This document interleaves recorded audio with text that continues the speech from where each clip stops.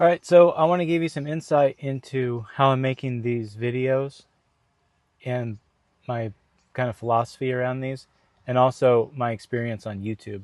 Because I've actually been on YouTube since 2016, and I started a channel for my forestry and excavation business in in 2016 when I started it. And so I kind of was grinding at that for a while. I think I got like 400 subs on there, and I was producing a lot of long form content. And I was really inspired by a YouTuber named Andrew Camerata, and he really inspired me because he was filming excavation work and running equipment, and I thought that was really cool. And that got me into wanting to start an excavation business and then also film the work. So I've been doing that for a while. I went pretty hard for a couple years on it, but it's challenging content to make, dragging cameras around on excavation jobs and in the forest and stuff. But it is fun, and so anyway, I mean, I've been at this for a while, and I've started a few other channels. Like I have my music channel, and I was putting some time into that. I recorded a studio album. I produced an album for myself before my kids were born. I guess that was 4 or 5 years ago, and that album's up there. I'll leave a link to the channels in the video. But I've always wanted to, be a YouTuber and share in this experience that we're all having, because I really enjoy the platform, and I feel like it's one of the it still has, there's still freedom in it. There is some essence of freedom of speech, and it's really a platform for sharing ideas, and that's what I really like about it. Is you can collectively share ideas and share what you're imagining and visions. And what I see with a lot of the YouTubers that I like, and even with this YouTuber I mentioned earlier, Andrew Camerata, he started posting excavation videos, but now he's like building these castles and shipping container castles and these concrete structures, and now his thing is just like pure imagination, and it's really cool to see that. And I thought about that, and I was thinking, why can't we be inspired by just imagining what we want? And I think that's underrated, and people don't really consider the power of your imagination and your ability to see something that's never been seen and create something that's never been created. So when I decided to start the Thriving in the Modern Age channel, I put up a few videos, and I tried to do that like cringe Ali Abdul YouTuber, like you're sitting there and you're like, and you've got it all lined out, and you've like, you've kind of scripted it, and you're trying to like light it and the whole thing, and it's like, this is the information, and it's scientifically proven that if you jump 3 times, like, you're going to be smarter. And I thought that was the only way. And then I even purchased a couple YouTube creator courses, and they're like, okay, you have to hook them in the first 30 seconds, and then you have to line them up with the next hook, and then you hook them again, and then you wait for the payoff, and they get the payoff, and they'll watch your video. And I'm thinking the whole time, I'm like, for number one, I don't know why I even paid for that, and number two, why does it have to be on deception? Why do I need to deceive you in order to get you to listen to what I'm saying? And so I had zero success with that. I put a couple videos up, and I was like, this is stupid, man. And I took them down, and the channel just kind of sat idle. And, it just came to a point where I've been going through all this stuff, and like my wife and we're always reasoning, and like, and we always use logic and reason and critical thinking to try to figure all this out. But I was spending a lot of time in the woods, and I've got a lot of jobs now where I'm logging standing dead trees that are fire hazard trees. Where I live, there's like millions of board feet of trees that are just dead. All the dug fir have just died. And so, they're paying guys like me to go out and log these trees on private property and even public land. So my work kind of shifted into that. So I've been doing a lot of that, but I found myself, deep in the mountains. There's no cell phone reception, and I'm just out there packing my saw and, my tools, maybe a piece of equipment, and I'm falling timber. And it's hard work, and I was alone. I work alone usually, but you have so much time to like reflect and think. And what was happening was I'd usually like download music and I'd listen to music while I'd work all day. And I was like, I got to get through the day listening to music. And things were happening while I was out there, and I didn't really think much of it, but now looking back, I see it a lot differently. So I'd have these experiences with animals, and I've had experiences with animals because I've spent a lot of time in the forest and I've done a lot of backpacking in the wilderness. And so I was having this experience out on this ranch. I've been working on this ranch for a while, and I'm out there, I'm listening to music and in the zone, doing my thing, and the time's going. But like, and this is really rare. You don't see this. So this black owl, and this is in the middle of the day. Owls are nocturnal, and so they're sleeping during the day. They're not active. This black owl, man, like I'm walking, and he's just perched right in the tree. I think it's a great gray owl, and they're big.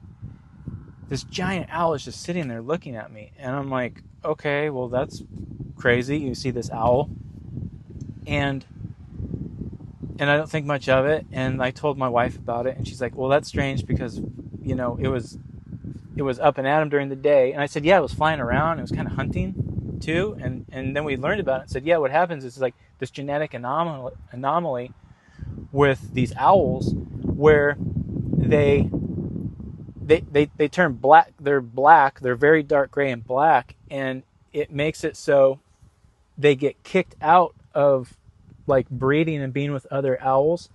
And they have to revert to hunting in the day and then sleeping at night, because if there's owls are camouflaged so they can sleep during the day so you don't see them, and at night they're active. But this owl was black, so you would see a big black spot, like you couldn't miss him. And plus he's huge. And so that happened, and I've been on this job for like 2 years. It's a huge ranch with a ton of dead trees. And I'd work that week and I'd see the owl a few times. I'd come back the next week and the owl is there, and this owl was like following me around, and I'd be on one side of the property working, and I'd see him, and I'd go completely to the other side, and that owl was like flying over. I remember I was driving my skid steer, and the owl was like flying over the skid steer and then lands. And I was just thinking, like, what is up with this? And what I got from it was take out the headphones and start paying attention. Like the forest and the animals, and like something is happening, is trying to tell you something. And so that's what I got from that. And so now I don't work with headphones anymore, and I stopped. And so now it's just like I'm thinking and I'm reasoning and I'm imagining. And so that's what happened with starting the channel. Was I'm out working in the forest and I'm just having these ideas, and I kind of get into that flow state where time is irrelevant, because I'll work a 6, 8, 10-hour day out in the woods, and sometimes it can feel like it drags on, but now it's completely different. I just am like thinking and feeling and observing and getting inspiration and imagining and visualizing. And it's come to the point now where I decided, I was like, I want to like lean into that and figure this out, because a lot of inspiration was coming, and that's what was coming. That's what happened with the channel. Was I was getting this message from some higher place of inspiration and these ideas, and I was driving to work one day, and I had this thing where I can mount my phone to the rear view mirror. And so I was just driving out to a job, and I was like, man, like, I think it's time to just lay it out.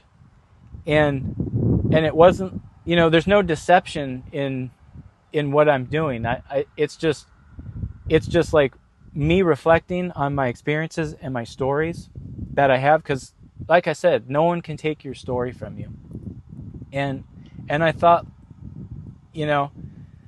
that's the magic and the power in what we have is we have our stories. And so that's where it started. It was like that first video, I actually reposted it because it wasn't getting a lot of views, but now that I reposted it, people can see it, because my older videos are buried down in there. It's surviving 40 years in narcissistic abuse. And yeah, that was the first one. And then I thought, I have so much to share, because I've gone through the experience. I woke up to it, and then I was able to like heal and begin to understand it. And then like I'm communicating it to my friends, because obviously everyone's dealing with this. And where I live, my friends, my peers, adults, people I run into, same thing. They're like going through the same thing. So I'm able to communicate it to them well and articulate it. So my whole approach to making these videos now is just like pure inspiration. There's no script. There's no hook. There's no deception. It's just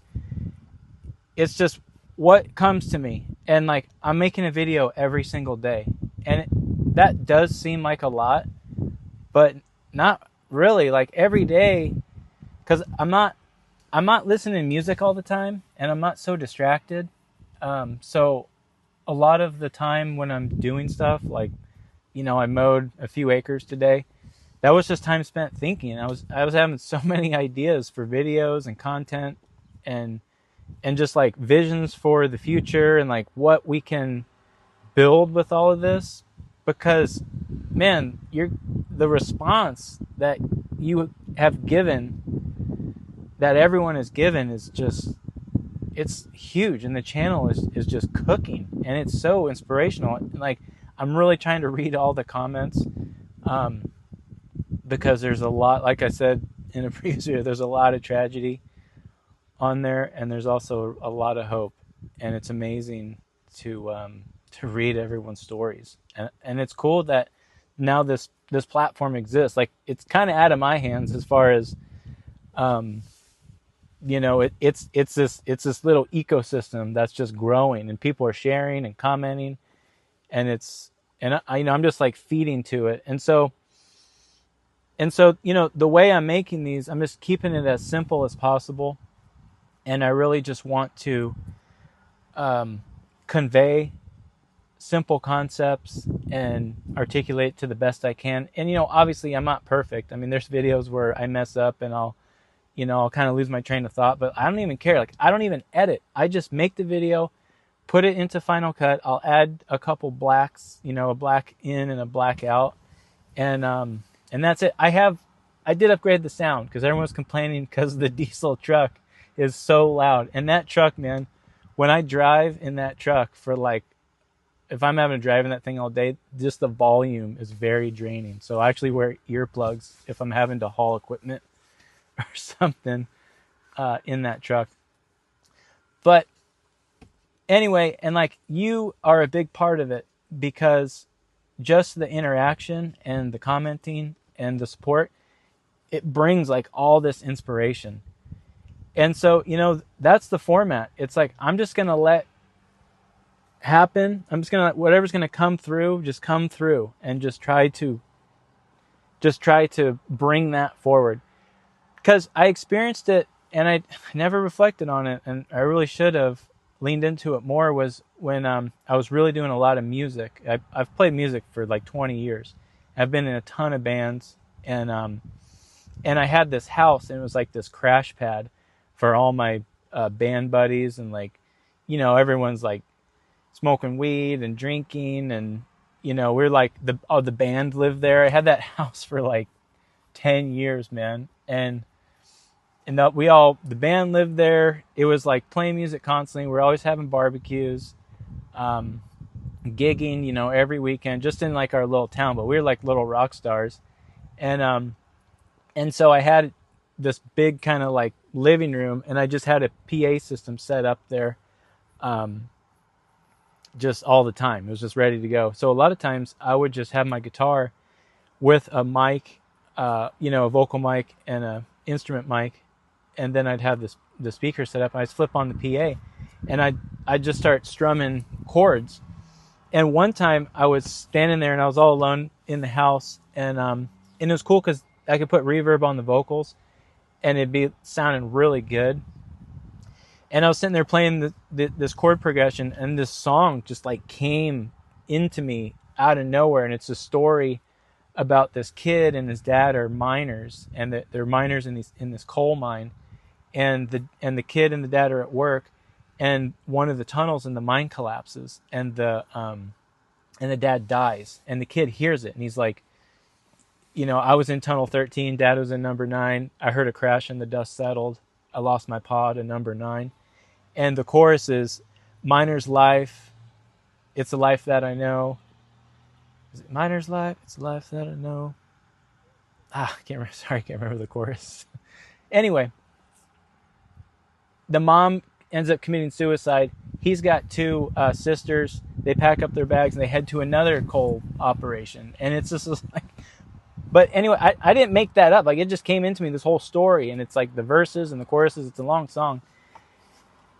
Anyway, it goes to show, like, if you can tap into that, there's this endless potential there. And so that's what I want to focus on with the channel and the content is just see what comes through, and then what we can make happen. Because it's a two-way street. Like, you guys are feeding into it. I'm feeding into it, and we're just like building. And it's already, it's compounding on itself. Because like, yeah, it took me a month to get to 1,000 subs. And now it took like a week to get to 2. And now it's like 3 or 4 days and I'll be at 3. And the views just keep going up. So it's really cool to see where this goes. And then if I can lay down the framework and the foundation for like some sort of entity, this like a business or something, the thriving in the modern age entity, then I think we'll be able to take like everything we know and we've experienced, and we could probably take the show on the road and like actually have events and, like conferences or like, I mean, I would say let's just have a party.